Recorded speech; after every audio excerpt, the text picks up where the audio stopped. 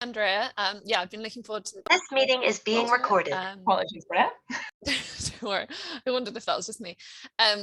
Yeah, really looking forward to it. It's a great topic. So yeah, like Andrea said, want to spend about 15-20 minutes touching on like what is impact measurement and management, IMM, how's it different to ESG, kind of what common practices we see, and I'll introduce myself and my background in a minute so you understand the perspective I'm looking at it from, and also some of the challenges. And again, my view, which I'll explain in a second, is really from an impact fund overview. So that's continuing the perspective I'm coming from. And then maybe in the discussion, it'd be great to hear also other different perspectives from different backgrounds too on this topic. So just quickly on Phenix and where I work now. So I work at Phenix Capital. We're a consultant that help institutional investors put more capital towards the SDGs through impact funds. So all of the activities we do sit within the middle of those institutional investors, like Dutch pension funds, for example, and the impact funds, which themselves are investing in companies. All of our clients target financial return plus impact return without a compromise on the financial return.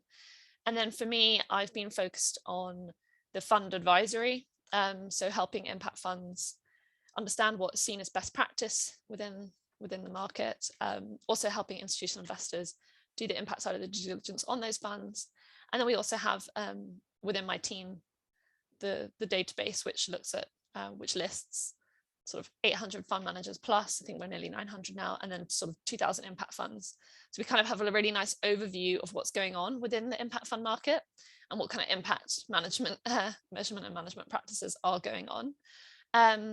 Yeah, and across asset classes as well. So all of the impact funds we work with, so they could be sort of global listed equity fund, or it could be a sort of more niche, maybe targeted region fund. So maybe it's like a sort of agri-tech VC fund only investing in India or something. So we're really like looking at all regions, all types of asset classes and things.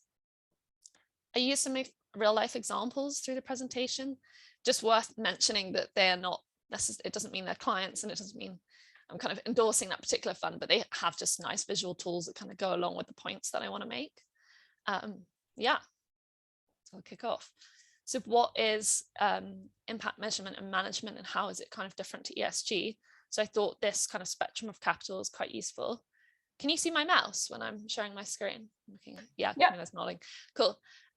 So just quickly on the definition side, I think probably most people are familiar, so I'll just be kind of brief on that. But ESG investing, what is that? It's about integrating environmental, social, and governance factors within investments to enhance kind of traditional investments. So identifying risks and opportunities, but these are all sort of financially material risks and opportunities. So that's what we're talking about here. And then typical practices, like what you'd see, like engagement would be one of the sort of typical practices there. And then impact investing is investing with a dual objective of both financial return, but also an environmental or social or social return as well. And there we kind of have the fundamentals of intentionality, additionality, so driving change that wouldn't have otherwise existed, and measurability. And then impact measurement and management, so that's really deeply embedded into impact investing. It really drives the decision making through the investment journey of an impact investing fund, from defining the objectives until the exit, and helps make sure that all the activities of each stage of that process are working towards maximizing the impact that is being created. So within an impact measurement and management approach, theory of change is something that is pretty fundamental to having a strong impact measurement and management approach, framework, strategy, or system. And that theory of change is really a thorough model that specifies the targeted impact that you want to be able to achieve. It identifies all the assumptions and linkages that map the path towards achieving that impact from the organization or the fund that is targeting the impact itself. So through the model, you're going to learn about the outcomes and the outputs that are going to be kind of indicating that impact is happening and on the way to achieving impact. And then the funds also use their theory of change to, not only define those impact indicators, but also, understand how their actions can maximize the additionality that they're creating. They also use the theory of change to really understand, when they're looking at each investment, how does this fit in? Does this fit into my theory of change? Is it going to help me actually achieve those outcomes that I'm targeting? And then without a theory of change, you might see sort of signs that the kind of maybe the mission statement or the objective is a little bit weaker. It's maybe unclear, like what are they actually trying to achieve within impact here? And generally a lack of a clear pathway of that impact being achieved. So you kind of maybe seeing like a bit of an objective, a little bit of an impact report, and being like, how is this even connected? Like, what is the path that they are using to be able to achieve any impact here? And then also lack of relevant metrics might be another sign, kind of that a theory of change, it really isn't being utilized. I've included this IM impact management platform. So it's like evolved from the IMP sort of diagram that they have here. I think it's quite nice just because it really makes it clear that the impact management and measurement framework or system is an iterative approach. So it's like constantly feeding in learnings in order to maximize the impact. So impact measurement really isn't just existing in order to kind of show off impact. It's not existing just to prove that impact's happening in an impact report, but it's there to feed in and enhance the learnings that are happening. The diagram that I've included is designed for organizations. So it's a tool to help organizations rather than funds. And they're actually working on like a big project towards helping investors. I think it's a cool resource, the new website that they've got going on there. I've actually included links if these slides are shared to some resources in the sources. So if they are shared, then you want to have a look at the information behind them. I think it's interesting. But so essentially here they are outlining kind of what needs to go on within impact management, from sort of setting the objectives and understanding what you want to achieve, through identifying and managing sustainability performance, which is really referring to understanding the environmental and social impacts on stakeholders. So are they positive, are they negative, and how can they be influenced? And then within sort of assessing and evaluating that value created, we're looking at what's happening. Is it worsening? Is the organization causing change that is additional? And then verifying, making sure that information is reliable in order to make decisions, and then obviously integrate and act. So integrate all of that data into, again, decision making. And of course, in the middle, you have something very fundamental, which is the governance and strategy and management approach. So are the internal processes and responsibilities actually there in order for that data to be able to, that feeds back in on the performance, on what's going on to the stakeholders? So it is the kind of, are the people and the processes in place there to actually allow that to then influence decisions? And then on the outside, you have this sort of disclosure. So the need to kind of sort of share that performance with stakeholders. For funds, that would be definitely having to share it with investors. And then benchmarking, which would be comparing that to peers. And also internal targets that have been set. So understanding how that performance actually looks like. I've included this example, which Nuveen used to show how, which is an asset manager, that show how their impact measurement and management framework is integrated, or that how they're integrating impact within each stages of their investment decisions. And I think it's interesting to just see that they've highlighted a couple of tools here as well. So like the theory of change, which I just mentioned. So they're saying that obviously goes on at the impact strategy approach stage.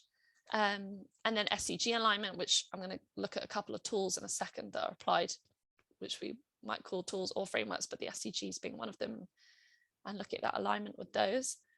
I think, it's also interesting to look at the responsible exit stage, like briefly, because that really refers to not just making sure sort of impact is baked within the companies they're investing in, but also responsible exit should actually also look at who is going to be, if you're selling your stake in this company, who is going to be taking that stake if you're able to control it, so within private markets, and what is their track record of achieving impact? How likely is it that impact's going to continue once you've exit? And then within disclosure and verification, also interesting. I mean, that's one of the challenges that we'll talk about in a second, but they're kind of also almost acknowledging that by saying it's an impact management audit. So it's not necessarily that all of the impact data can be audited, but we're going to have our sort of management of that impact, sort of our processes audited or validated. And again, it's kind of, showing, I think, that there's an iterative approach, that impact measurement, again, isn't just for reporting, but it's there to feed back in here and to make sure that there's sort of feedback loops that can help sort of revise targets or anything that can be integrated in the decision making to enhance the impact.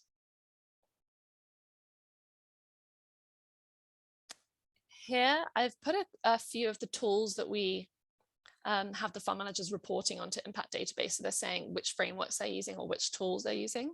And I think it's quite interesting, to look at. So most of the managers are using, or they're more frequently using, an in-house impact framework. I mean, that typically will take kind of inspiration from a lot of the other tools and frameworks that are out there, like the top two below that's the SDGs and IRS Plus. So you do see a lot of managers looking at existing tools and saying, how can we adapt this a bit more to how we think it fits our investment process? But all of these tools here are really there existing in the ecosystem to help create like a strong impact management framework. So none of them necessarily work as a standalone. This is an impact management framework. You just apply one of these things and then you've got the whole system sorted, but they kind of are used to support those impact management systems or strategies or frameworks.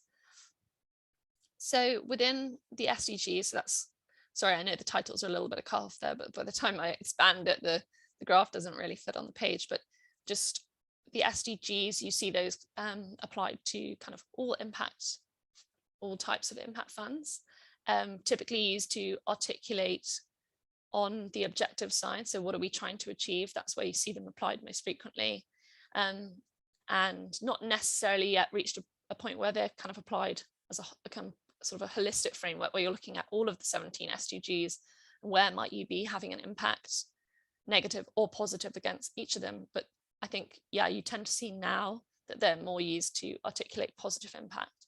And then you're seeing them more and more applied to reporting as well. So within each SDG, we've got underlying targets and indicators where funds can use those to get a bit more granular on where they're actually having an impact. And I think with the concerns of greenwashing and using the SDG kind of icons to like stamp onto fund decks and things like that, being able to get more granular and the funds using those underlying indicators and targets helps them actually show where they have a contribution towards those goals.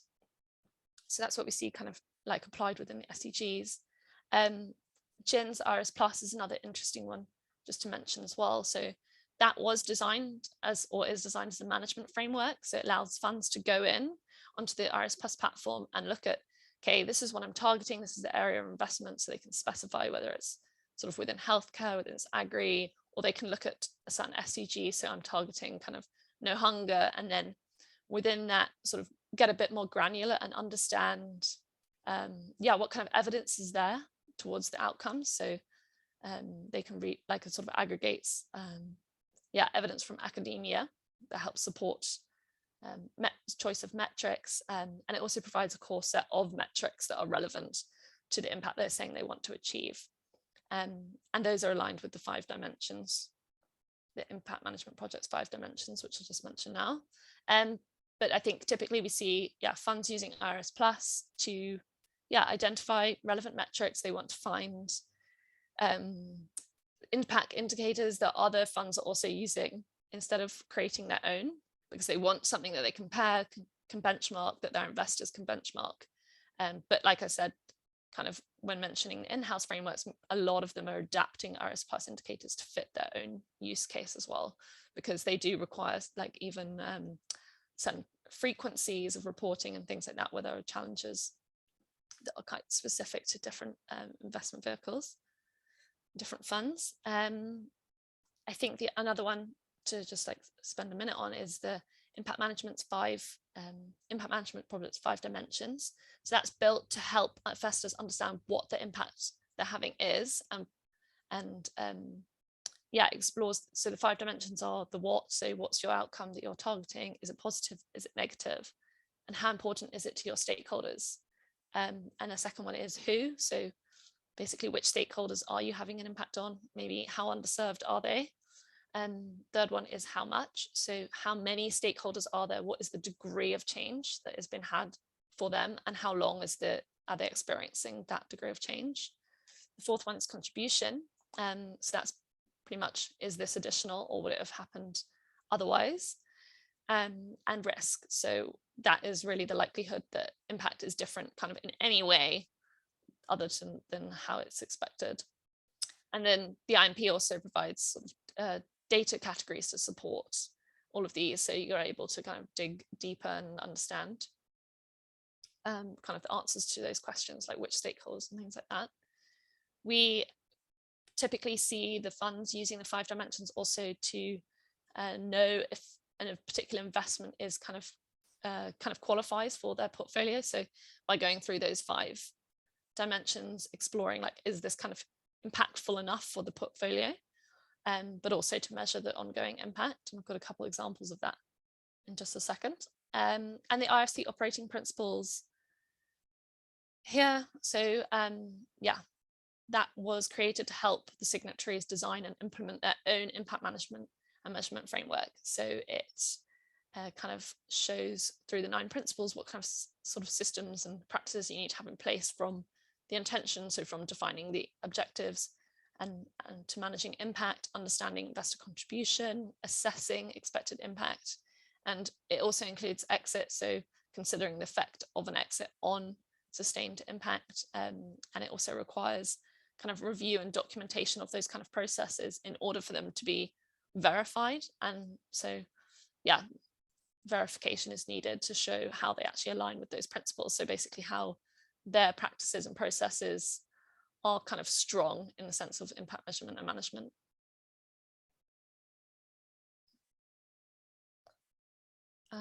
And then, yeah, here I'm just going to sort of talk about a couple of challenges that we see impact funds having in terms of impact measurement and management. And then I've got a little bit of data that supports some of those points that I think is quite interesting. So one of the big challenges, and I'm sure like everybody hears about it a lot, is the data collection and alignment. So how to select relevant indicators, measurement indicators, how to select ones that kind of work across the portfolio. If there is kind of a variety of impact kind of metrics relevant to each different company within the portfolio, then there are also challenges in terms of aggregation, like to be able to get an overall picture of net impact of the portfolio. Benchmarking would be another one, and it kind of relates back again to the data. So being able to have enough data kind of available and comparable in order to actually benchmark yourself against peers. And then validation being another one. So I haven't actually seen an impact report that is audited. So you can't find really anybody to audit impact data. I mean, you can find people to audit carbon, but not other impact data, because there are so many assumptions built in. I mean, you explore those through doing your theory of change, but yeah, we see kind of maybe sort of samples of the impact data being audited, but not, yeah, there isn't yet like a situation where you come across like a full impact report and a full kind of portfolio impact audit. But you are seeing more funds kind of trying to use independent advisors and things like that to sort of validate their processes more, so instead of being able to validate and audit all the data, but being able to look at the way they're setting targets and how that sort of governance around that goes. And then impact risks is a huge one. So being able to, yeah, really understand and manage the impact risks of the portfolio. So anything unintended, so whether it's like drop-off risk, so the impact might not be sustained for a long period of time, or yeah, any other environmental, social, unexpected consequence. And then you can see like in the data here, so the top chart, that's coming from like the GIN, the Global Impact Investing Network's impact measurement and management impact investor survey data. So they survey investors, including, well, mostly fund managers, on kind of what their challenges are as well. And you can see like in the top bar, there's 91% of them are able to assess possible negative impacts. So that's nearly 10% that aren't actually even able to assess possible negative impacts. And then the one below, I think, is also interesting. So less than half of the respondents are able to manage and mitigate against negative impact. So I think this like really shows a challenge towards being able to both report net impact. So you actually have to understand what your negative consequences were or negative impacts, but also the ability to drive more positive net impact. If you're not able to manage the negative impacts, then that would be also challenging. And then below, you kind of see the big selection in the second chart of all of the challenges they are having. So again, in the top one, you're looking at basically benchmarking. So that's a huge challenge for them to be able to compare their results with other peers. And then the second one, again, like the data challenge.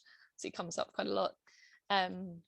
Yeah, but there are kind of a range of challenges, but I think those were kind of the ones we also see the most, and it kind of fits actually really well with what the GIN found from their survey.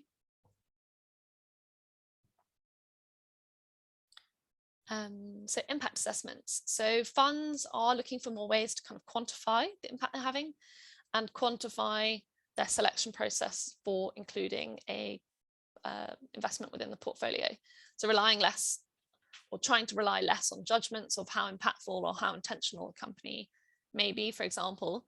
And I won't go through all of the detail within this, but I think it's just interesting to see that in this example, Bridges Israel, and this is publicly in their impact report, and I've got the link there if you kind of want to follow up and read about it. But they're using the IMP's 5 dimensions to kind of quantify the impact of each portfolio company on an ongoing basis. So they actually annually look at that and say, and it keeps bringing them back to the stakeholders in a positive way. So understanding what the effect is on the stakeholders. And it also, they also link their impact KPIs in here as well. And yeah, and then there's a couple of other examples I put in. Again, the IMP's 5 dimensions are being used a lot in this way, but these 2 examples are using it more for selection rather than an ongoing performance monitoring. But yeah, again, in a very quantitative way. So PG impact on the left, they're using it as screening. So they have a score of 1 to 5 for each of the 5 dimensions, and well, yeah, 5 is the highest. So they're able to use that in every investment committee meeting of the fund in order to kind of vote on whether this is impactful enough. I think one thing you don't see that much is when there is quantification, it's really used to help inform the decisions. It's not necessarily saying like anything above a 3 gets into the portfolio. It's more like still to inform like a proper conversation, a decision-making process around that. And then on the right, you as well see Snowball using this again in a screening perspective. And the links I've included below as well to help with that, if anybody would like to read kind of the methodology behind it.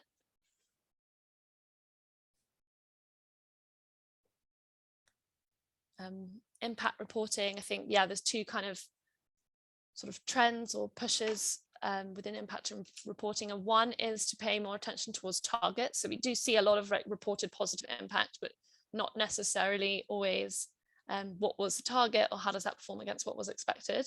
And this is an example from Pimwimic from the impact report, and again, public can sort of look at it afterwards if anybody wanted, but you can see in these percentages here kind of what percentage of the target they met. So did they actually achieve it or not? And I think it's actually almost unusual at the moment to see anybody of the impact fund saying, actually, we didn't achieve 100% of our targets. I think it's quite nice. And it just shows it's a bit more of it's an example of the kind of movement towards disclosing kind of performance against targets, acknowledging that not all impact is 100% positive or 100% achieved all of the time.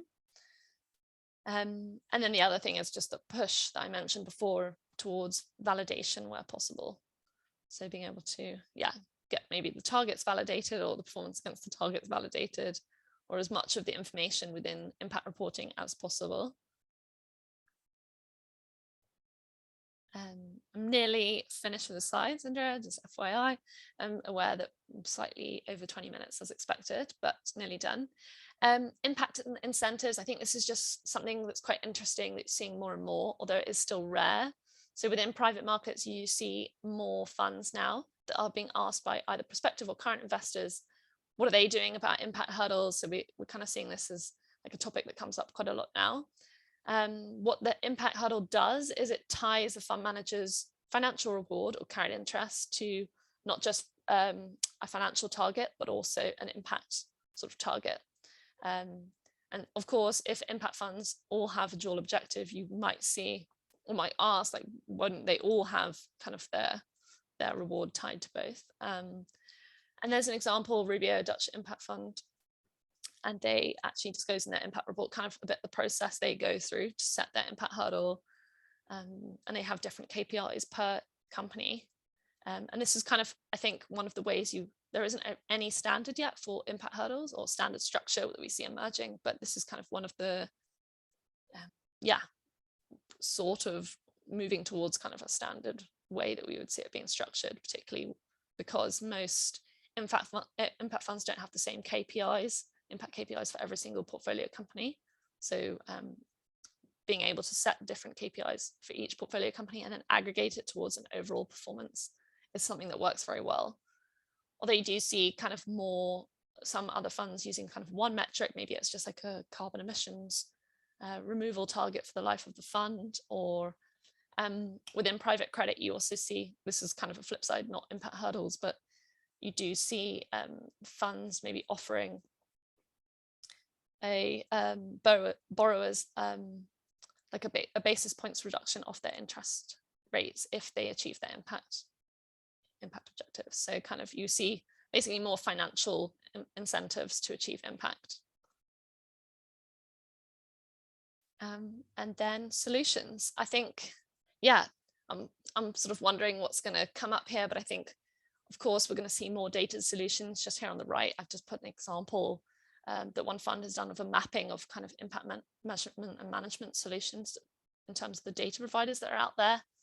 I'm constantly sort of seeing, I'm sure you all are, new impact data providers in your inbox and wondering which ones are able to actually provide data on impact and not just kind of ESG. And I think you are starting to see more that are able to map impact or allow a platform for sharing impact data as well. I know Iris Plus just launched a new feature called Iris Plus List. I haven't even fully investigated the whole thing yet, but that aims to enhance sort of sharing and benchmarking between funds on their impact measurement and management processes, and also on their sort of Iris Plus applications as well. And I think that, with sort of that collaboration element is going to feed in a lot to all of the solutions that we see coming up, because this, ecosystem is very collaborative. It is pretty transparent. So there are a lot of shared learnings and exchanges between kind of peers and peer groups. I think those are kind of some of the things that we can expect. Hopefully more availability towards, impact validation, being able to validate impact reports. And kind of the tools that we see now, I think they're great, but you might see more of them converging, applying together, and fitting into kind of one solution. So that's it. And then I think we'll want to open up to kind of questions and discussions, and if anybody has also different perspectives that they want to share, I think that'd be really interesting. Yeah, super. Thanks so much, Katie. This was a great presentation. I'm going to stop recording now. So let me hit that.